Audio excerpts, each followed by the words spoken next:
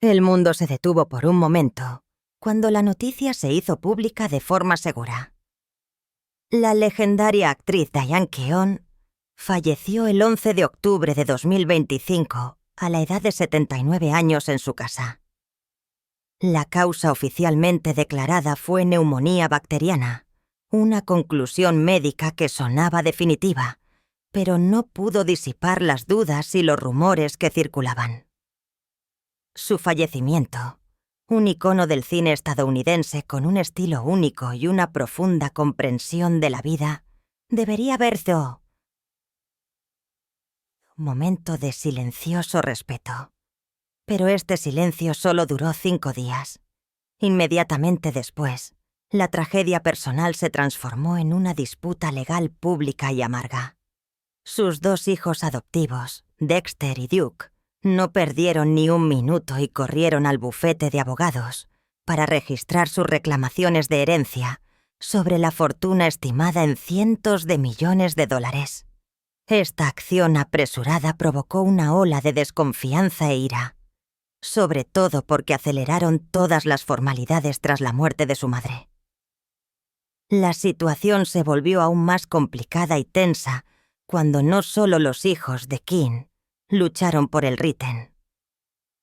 2 de sus hermanas biológicas, Dory Hall y Robin Hall, también entraron inesperadamente en escena y reclamaron una parte de la herencia, lo que transformó este conflicto familiar en una disputa legal multipartidista. El legado de una de las más grandes artistas de Hollywood se convirtió de repente en una presa que estaba siendo destrozada. En el contexto de la feroz disputa por la herencia y los secretos que la rodean, la mayor pregunta es si la causa de la muerte, la neumonía, fue tan clara como declaró la familia. El inusual aislamiento de Diane Keaton en los últimos meses de su vida, su rápida pérdida de peso, la tos persistente y, en particular, el retraso en la llamada de emergencia son puntos sospechosos de Alamd. Estos signos plantean inevitablemente la pregunta: ¿fue esta muerte una trágica coincidencia o parte de una historia más compleja y sombría de traición e intriga? Debemos volver a examinar sus últimos días y su estado de salud para encontrar respuestas. La muerte de Diane Keaton a los 79 años no es solo una pérdida para Hollywood, sino también un velo misterioso que cubre los últimos meses de su vida. Desde el principio, las personas cercanas a ella notaron un cambio claro y alarmante. Su salud comenzó a declinar inexorablemente, un estado que solo presenciaron los íntimos más temidos. Inicialmente, la razón de su mudanza parecía plausible. Se vio obligada a abandonar su amada casa en Beverly Hills debido al peligro de incendios forestales y se mudó a Palm Springs. Sin embargo, este cambio de ubicación no trajo la paz ni la recuperación esperadas. Por el contrario, marcó el comienzo de una fase de preocupante retraimiento y aislamiento. La Zurückgezogenheit de Diane Keaton estaba en completa contradicción con su carácter y sus hábitos de vida. Siempre fue un rostro familiar y vivaz, un icono del estilo personal y del optimismo. Sus espontáneas contribuciones artísticas en las redes sociales fueron una fuente de inspiración para millones de fans. Pero entonces dejaron de hacerlo abruptamente. Se retiró de la atención pública. Ya no apareció públicamente en eventos e incluso sus hábitos más simples, como pasear por la mañana con su perro Reggie, ya no se veían. Para una mujer que había construido su carrera en Agenten sobre la autenticidad y la franqueza, esta desaparición fue una señal inequívoca de que algo andaba mal. No solo se distanció del público, sino que pareció quedar aislada del mundo exterior. El acto más inusual en esta fase, y al mismo tiempo, El detalle más impactante para aquellos que conocían su pasión fue la decisión de vender apresuradamente la casa de sus sueños en Beverly Hills. Diane Keaton no era solo una actriz. Era una coleccionista, una apasionada restauradora de arquitectura. Había pasado toda su vida comprando, rehabilitando y dándoles alma a propiedades históricas para transformarlas en obras de arte vivas. Una vez había descrito esta casa como para siempre, un testimonio de su sentido estético y su amor por el estilo Spanish Colonial Revival. Que vendiera repentinamente esta inestimable propiedad, mientras su salud se deterioraba, no parecía ser una decisión tomada con la cabeza fría y voluntariamente.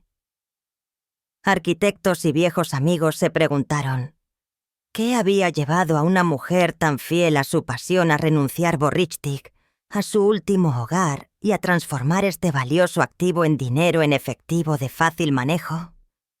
Esta acción alimentó las sospechas de manipulación o coacción por parte de quienes administraban su vida y sus finanzas. La incomprensión se agudizó al considerar la historia clínica de King. En su juventud se había enfrentado con valentía al cáncer de piel y a la bulimia.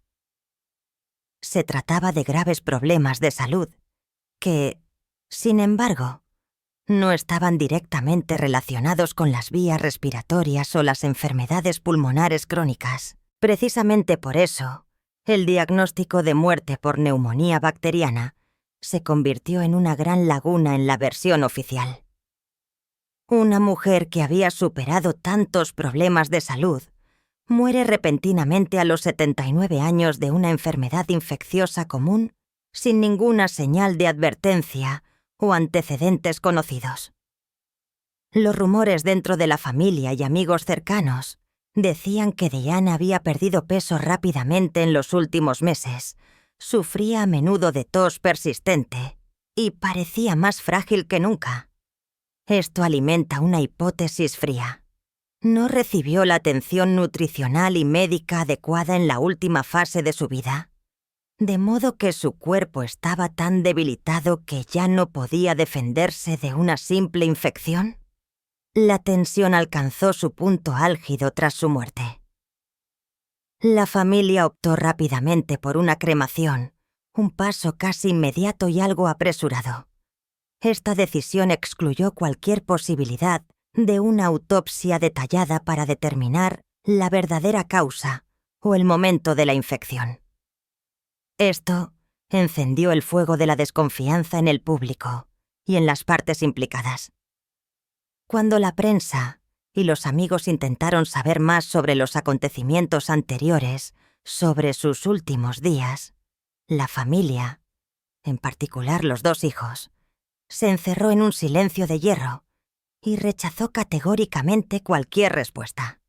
No dieron ningún detalle sobre el estado de salud específico, sobre las visitas al médico o sobre los acontecimientos que habían conducido a la fatídica llamada de emergencia del 11 de octubre. Este secretismo, la retención de información y la prisa por llevar a cabo la cremación crearon la clara sensación de que se estaba encubriendo algo. Una verdad que podría haber puesto completamente en duda la causa oficial de la muerte. Precisamente en esta atmósfera de recelo y misterio, la historia de la gran madre soltera pasó a un segundo plano y dejó paso a una amarga lucha por la herencia. La ausencia de una explicación satisfactoria de los últimos días de Diane Keaton dio a los dos hijos adoptivos el impulso para emprender, decididamente, acciones legales y transformar inmediatamente el dolor por la pérdida en la motivación para una exigencia financiera.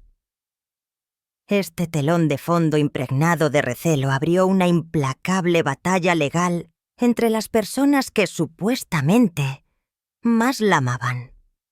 El misterio y la prisa en torno a la muerte de Diane Keaton, desde la rápida cremación hasta el inusual silencio de la familia sobre su debilitado estado de salud, habían extendido un velo sobre la verdad.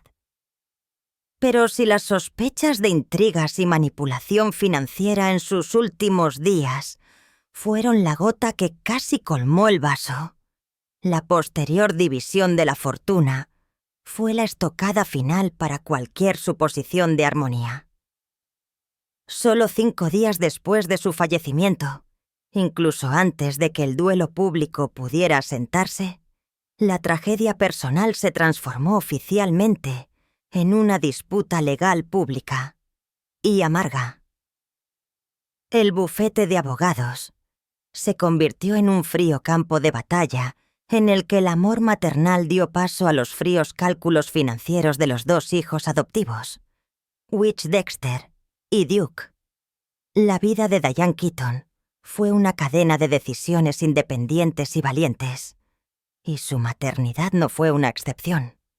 La decisión en 1996 de adoptar a su hija Dexter y en 2001 a su hijo Duke, cuando ya tenía más de 50 años, es un testimonio de su gran corazón y de su deseo de ser madre sin las ataduras del matrimonio. Crió a los 2 niños con amor ilimitado y creó una familia única en el candelero de Hollywood. La dedicación de Kim a sus hijos es innegable. Pero irónicamente, precisamente esta profunda relación se convirtió en la base de la implacable disputa por la herencia que dejó atrás. El comportamiento apresurado de ambos inmediatamente después de la muerte de su madre demuestra que la concentración en la herencia de $100 millones superó el dolor por la pérdida, tal vez incluso el afecto mismo. Para comprender el alcance de la tensión en esta batalla, hay que examinar la dinámica y la naturaleza de la relación de Keynes con cada uno de sus hijos. Tanto Dexter como Duke crecieron en un entorno acomodado y creativo, pero cada uno heredó un aspecto diferente de la personalidad de su madre y desarrolló sus propias ambiciones, que ahora chocan directamente entre sí. Dexter, hoy una ambiciosa diseñadora de interiores, siempre ha sido conocida por haber heredado la mayor pasión de su madre: la arquitectura y la restauración de casas. Durante muchos años no fue solo hija, sino también la mano derecha de Keaton en numerosas compras de inmuebles y proyectos de renovación. Dexter estuvo regularmente al lado de su madre, participando en la selección de azulejos muebles antiguos e incluso negociando precios. Esta relación no se basaba solo en el afecto familiar, sino también en la cooperación profesional, lo que concedía a Dexter una posición especial y un profundo derecho a la parte inmobiliaria de la herencia. El objetivo de Dexter en esta lucha está claro: exige la mayor parte de los bienes inmuebles de su madre, especialmente la casa Brandwood, estimada entre $20 y $30 millones. Una de las últimas y más importantes propiedades de Diane Keaton. La argumentación de Dexter se basa en la conexión emocional y el apoyo práctico. Afirma que ha estado más tiempo al lado de su madre y que ha contribuido a preservar y aumentar el valor de las posesiones arquitectónicas de la familia. Para Dexter, la casa no es solo dinero. Es un símbolo de su especial relación, un legado tangible del sentido estético que ella y su madre han cultivado juntas. Si Duke quiere dinero en efectivo, ella quiere llevar el manto de la curadora de arquitectura que su madre ha dejado atrás. La estrategia legal de Dexter no solo apunta a la posesión, sino también al control del legado arquitectónico de su madre. Se opone vehementemente a una donación de una parte importante a la Conservancy, una organización de conservación de monumentos que Diane Keaton había apoyado durante 2 décadas. En su opinión, la transferencia de activos a una organización sin ánimo de lucro sería un despilfarro y diluiría el significado personal de la herencia. Dexter quiere que la casa Brandwood le pertenezca para poder continuar la narración arquitectónica de Diane Keown, una continuación que considera la más legítima y apropiada. Su concentración en los bienes inmuebles demuestra que considera la herencia más como una posesión de valor estético e histórico que como un valor puramente monetario. En marcado contraste con su hermana, Duke, un emprendedor del sector tecnológico, enfoca la herencia con una mentalidad completamente diferente. No comparte la misma pasión por las viejas paredes de ladrillo o los muebles vintage. Considera la herencia a través de las lentes del potencial de beneficio y la liquidez. Duke, que había recibido apoyo financiero de su madre para muchos de sus proyectos de tecnología startup, ve la herencia de Diane Keaton como un capital de inversión que debe maximizarse para construir su propio imperio empresarial.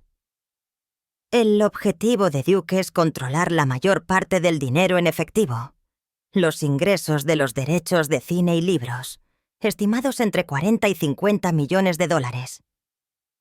Si Dexter quiere las paredes, Duke el flujo continuo de dinero, requiere el control de los trust funds y argumenta que él es quien tiene el sentido empresarial más agudo que puede administrar eficazmente este patrimonio financiero para seguir invirtiendo y creciendo. Duke se basa en el hecho de que su madre ha financiado sus proyectos de startup para apoyar su argumento de que Diane confiaba en sus capacidades de gestión financiera y su visión tecnológica. Duke muestra una baja estimación de los activos voluminosos y líquidos. En su opinión, los bienes inmuebles son una carga administrativa. Quiere que la herencia se convierta en la forma más utilizable: dinero en efectivo. La estrategia de Duke consiste en exigir una transparencia absoluta sobre las cuentas bancarias, las carteras de acciones y, en particular, sobre el flujo de caja de los derechos de autor de los clásicos del cine, Annie Hall, Der PTE y las 3 memorias más vendidas. Quiere utilizar el peso financiero de la herencia para impulsar sus proyectos tecnológicos. Un camino que se diferencia completamente del arte que siguió su madre. La determinación de Duke, la búsqueda de dinero en efectivo y derechos de autor, demuestra un cálculo frío y orientado al futuro, en el que el patrimonio de su madre es simplemente un trampolín para el éxito personal. El origen de esta amarga disputa legal reside en el propio testamento de Diane Keaton. El testamento fue redactado en 2015 y actualizado por última vez en marzo, pocos meses antes de su muerte e inmediatamente después de que decidiera vender apresuradamente su casa en Beverly Hills. Este testamento nombraba tanto a Dexter como a Duke como herederos principales, una expresión del deseo de justicia de la madre. Sin embargo, la incomprensible falta de claridad en la asignación de activos específicos la convirtió en un detonador. El testamento no establecía claramente. Dexter recibe la casa en Brandwood y Duke recibe los derechos de autor. En cambio, creó un fondo fiduciario conjunto con instrucciones de vagones para la distribución de las reclamaciones, lo que abrió una enorme laguna jurídica. Esta falta de claridad, especialmente en la actualización de marzo de 2025, cuando su salud ya estaba deteriorada, dio a los abogados de ambas partes una base para interpretar el testamento a favor de sus clientes. Dexter y Duke se acusan mutuamente de falsificar intencionadamente la verdadera voluntad de Diane Keaton en sus últimos días de vida. Este conflicto no se limita solo a la distribución del patrimonio, sino que también profundiza la brecha en la relación entre los dos hermanos. Las primeras reuniones en el bufete de abogados se transformaron rápidamente en enfrentamientos personales. Dexter acusó a Duke de carencia de corazón y frialdad, ya que solo se preocupaba por el dinero en efectivo y no respetaba el legado artístico de su madre. A la inversa, Duke criticó a Dexter por ser alguien que se aferraba al pasado e incapaz de gestionar finanzas complejas. El afecto fraternal, o en este caso, el afecto entre hermanos adoptivos, quedó enterrado bajo el peso de $100 millones. Y cuando la lucha entre los dos hijos adoptivos alcanzó su punto álgido, un factor inesperado hizo que todo el caso explotara y multiplicara la complejidad.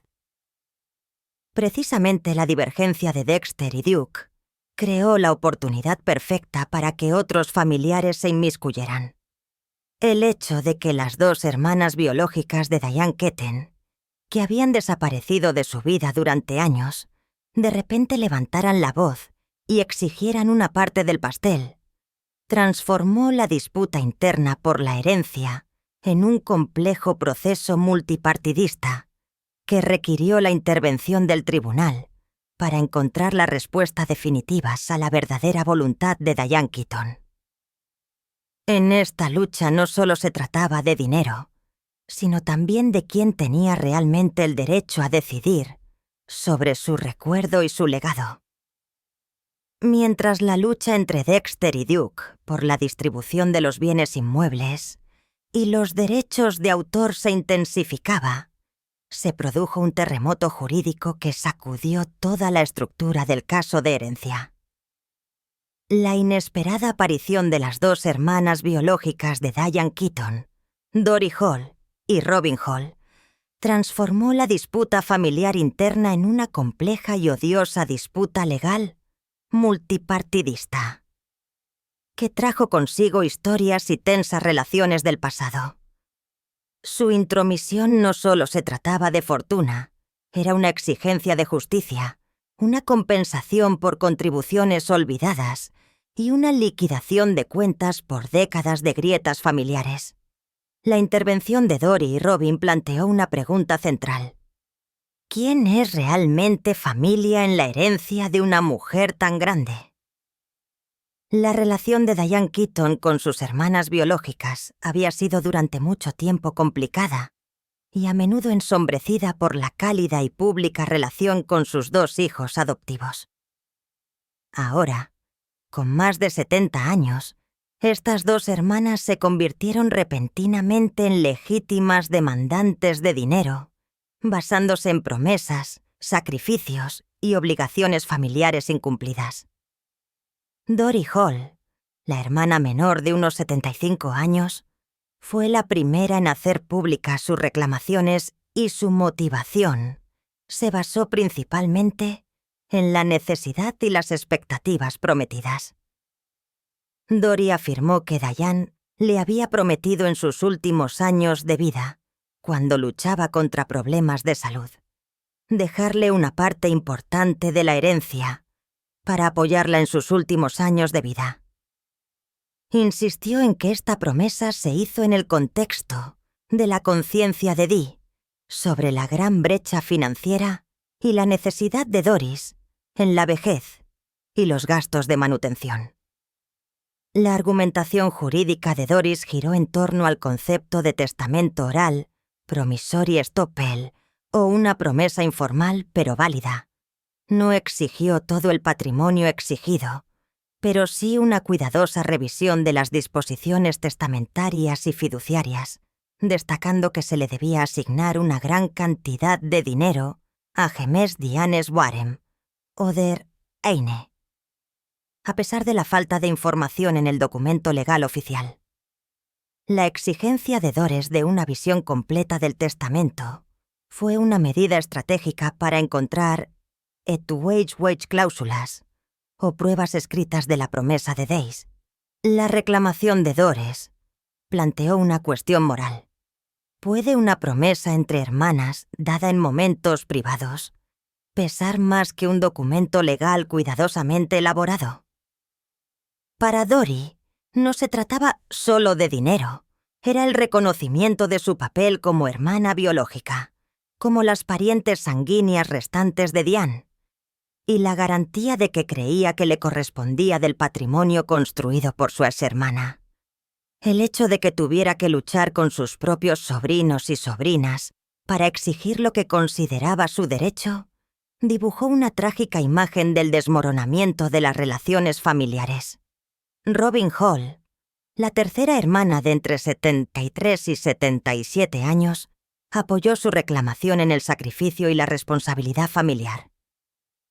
La exigencia de Robbins se centró en los derechos de autor de los libros de Dis, especialmente de las dos memorias Then Again y Brother and Sister.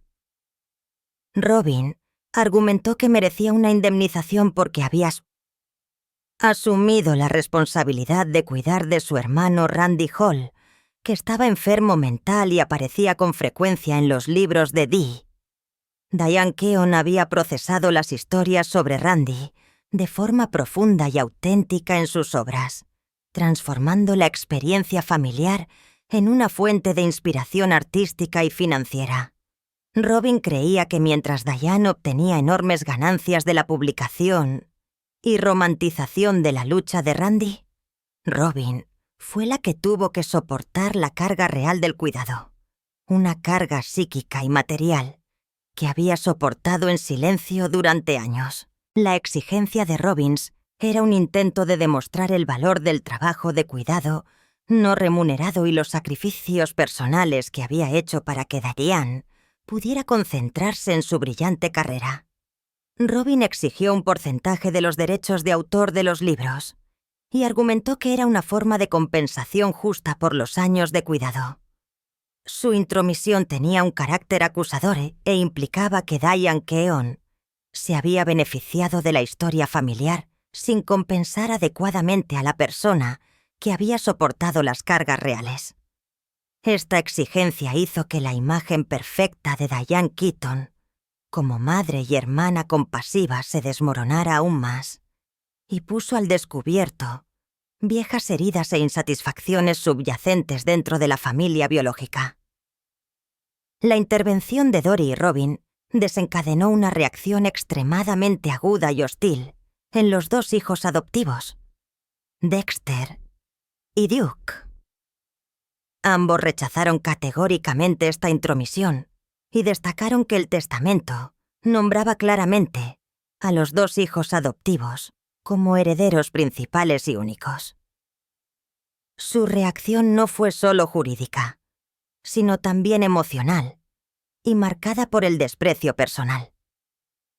Dexter, que siempre defendió su especial relación con su madre, acusó a Kate Galatías de haber aparecido solo cuando olían el dinero. Argumentó que Dory y Robin habían mantenido la distancia con Diane durante años. Había aparecido solo cuando se había convertido en un icono exitoso y rico, y no tenía absolutamente ningún derecho al patrimonio, a cuya construcción no había contribuido. Esta acusación puso al descubierto el distanciamiento y los conflictos que existían entre la nueva familia nuclear, Diane y los hijos adoptivos, y la antigua familia sanguínea. Duke, con su mentalidad pragmática, utilizó un argumento jurídico más estricto. En caso de que hubiera algún acuerdo o promesa con las tías, estos no estaban suficientemente y legalmente documentados, y por lo tanto, no eran válidos ante la ley. Él y sus abogados destacaron que la sucesión debía seguir el testamento actualizado, independientemente de cualquier historia emocional del pasado. Duke consideró las exigencias de las tías como un obstáculo irracional para la liquidación del patrimonio y la distribución justa entre los dos herederos principales. Las tensiones se intensificaron cuando Dory y Robin se alejaron de las exigencias personales y exigieron la divulgación completa de todos los documentos legales y financieros de Dee y Kinnon. Este fue un movimiento estratégico para encontrar errores en la administración del patrimonio por parte de Dexter y Duke. En particular, exigieron un interrogatorio sobre los fondos destinados a organizaciones benéficas como la L.A. Conservancy, que Diane había apoyado durante 20 años. Esta exigencia implicaba que los dos hijos adoptivos podrían haber aprovechado el deteriorado estado de salud de su madre para modificar o cancelar las donaciones benéficas, con el fin de maximizar su propia parte de la herencia. Para Dory y Robin, si no podían exigir su parte de la herencia en función de su parentesco sanguíneo, atacarían la legitimidad y la transparencia de la liquidación testamentaria y se estilizarían a sí mismas como protectoras de la verdadera voluntad de Dianes contra la carencia de los hijos adoptivos. La puesta en duda de los fondos benéficos complicó aún más la disputa legal, atrajo a partes adicionales a la lucha y obligó a Dexter y Duke a someterse a una supervisión judicial más estricta. La intervención de Dory y Robin ha transformado la disputa por la herencia de Diane Keaton de un típico caso de herencia en una guerra integral en la que cada aspecto de su vida y sus relaciones se pone de manifiesto. Puso al descubierto la amarga verdad de que una herencia no solo consiste en activos, sino también en una acumulación de obligaciones, responsabilidades y viejas heridas incumplidas. Y en medio de este torbellino de reclamaciones, las dudosas preguntas sobre su muerte se hicieron aún más apremiantes. Esta disputa por $100 millones no puede terminar sin una visión general del inmenso patrimonio que la ha desencadenado.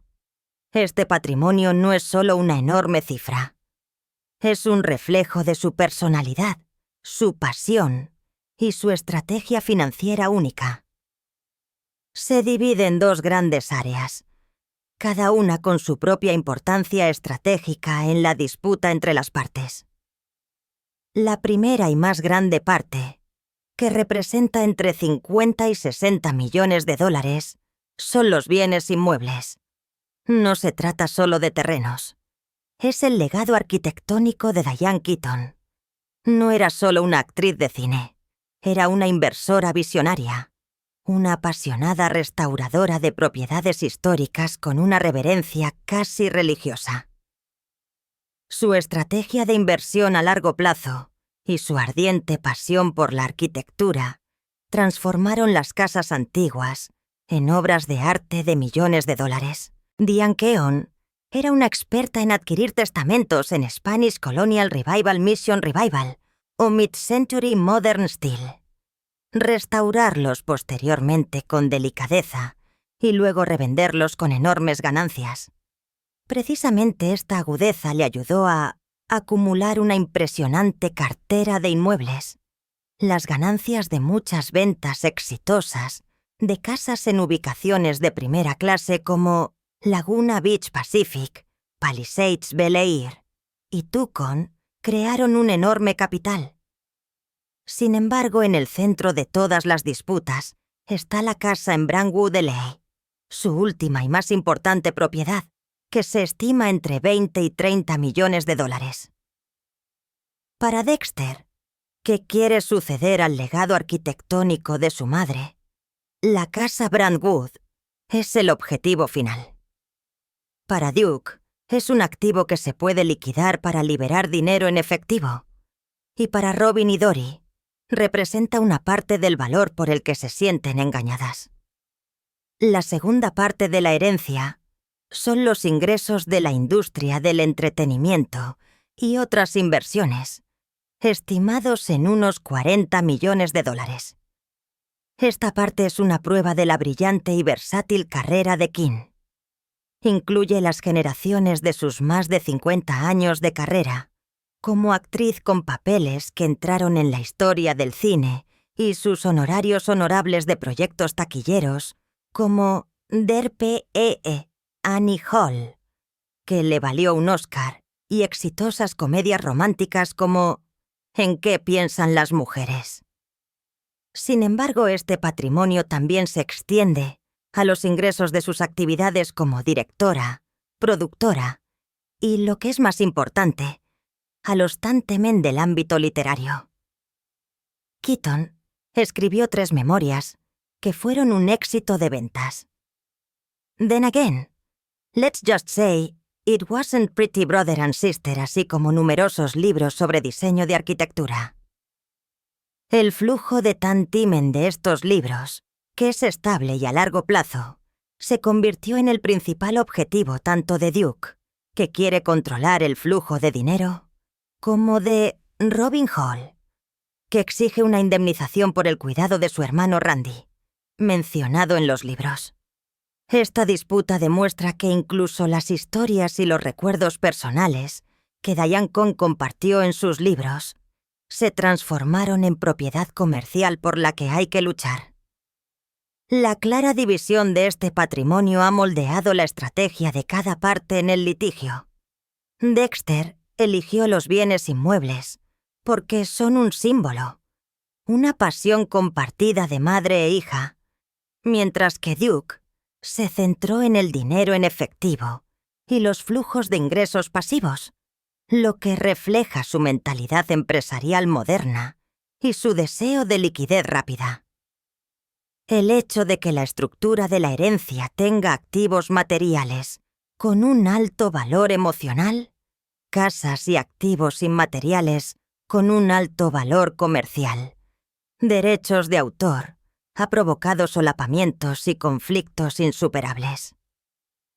La inusual transformación del patrimonio de Diane Keaton por la venta de la casa en Beverly Hills en sus últimos meses de vida hizo que la herencia fuera aún más fácil de dividir y manipular.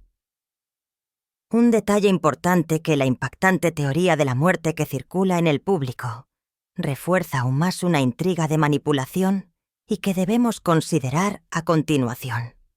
Dante ernter la amarga disputa por la herencia inmediatamente después de su muerte, así como los detalles inusuales de sus últimos meses de vida, han dibujado un escenario espeluznante.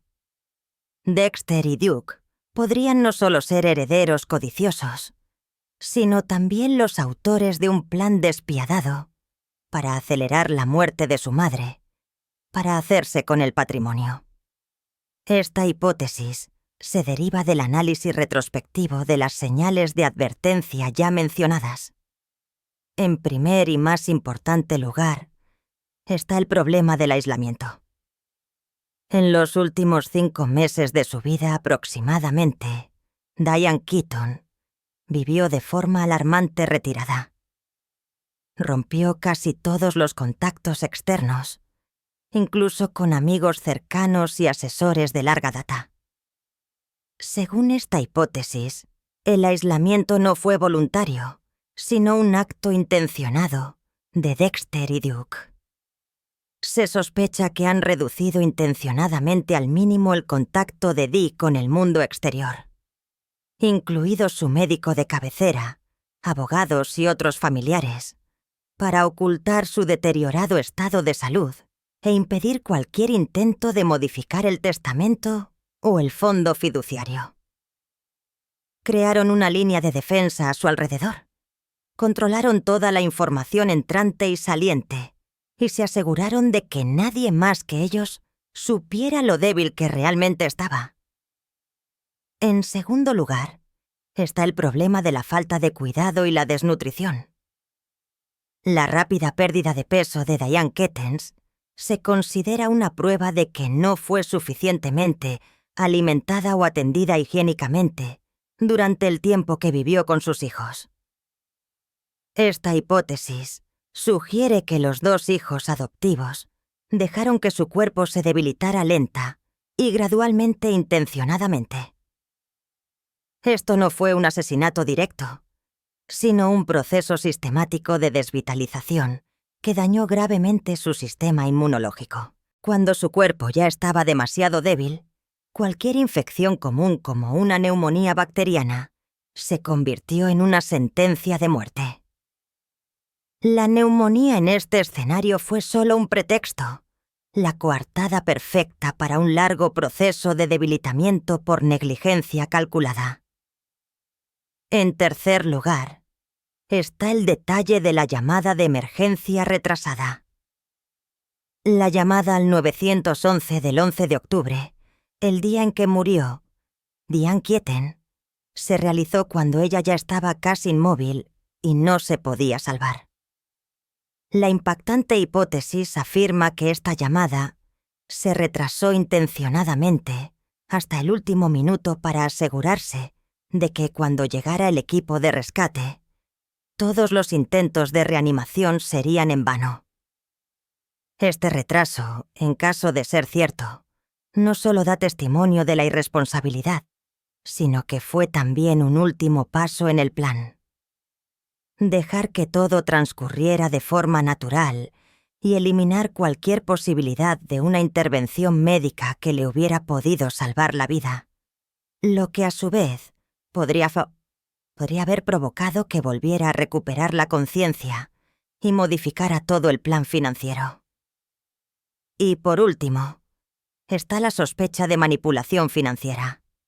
La decisión de vender apresuradamente la casa en Beverly Hills cuando su salud estaba seriamente afectada se considera una prueba decisiva. La conversión del valioso patrimonio inmobiliario que Dexter tanto quería conservar en dinero en efectivo hizo que la herencia fuera más fácil de dividir.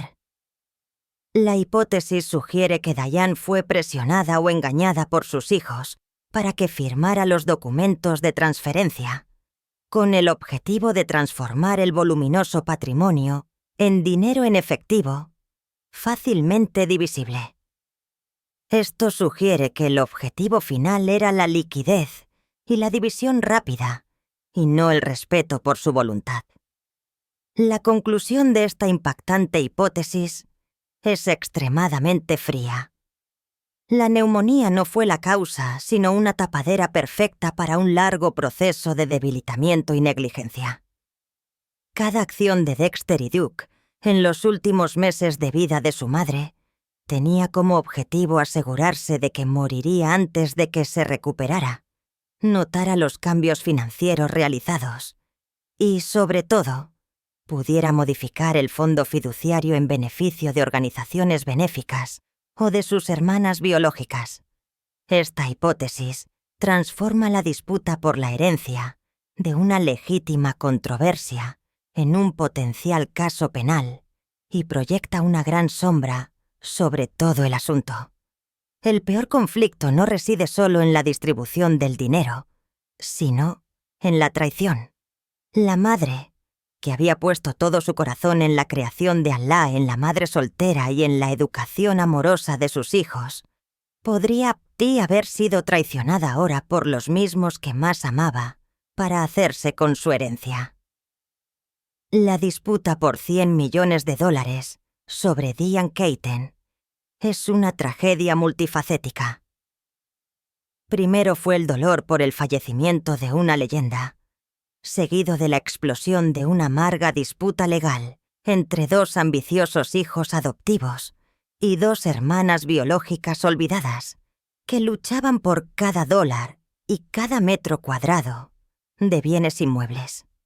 La complejidad alcanzó su punto álgido cuando las dudas sobre su muerte, el aislamiento, la pérdida de peso y la llamada de emergencia retrasada condujeron a la terrible hipótesis de una manipulación deliberada de la herencia. La mayor tragedia personal de esta historia es la traición. Diane Keaton había dedicado toda su vida a construir una familia independiente y amorosa. La hipótesis de que fuera traicionada y explotada en sus momentos más débiles por precisamente los niños en los que confiaba absolutamente para hacerse con su patrimonio es un impacto doloroso que destruye la imagen del amor maternal sagrado. En esta lucha no se trata solo del derecho de herencia. Es la revelación de profundas grietas del Kitsch y la carencia que se escondían en lo más profundo de la familia. El estado actual del caso sigue siendo el centro de atención de los medios y de la opinión pública.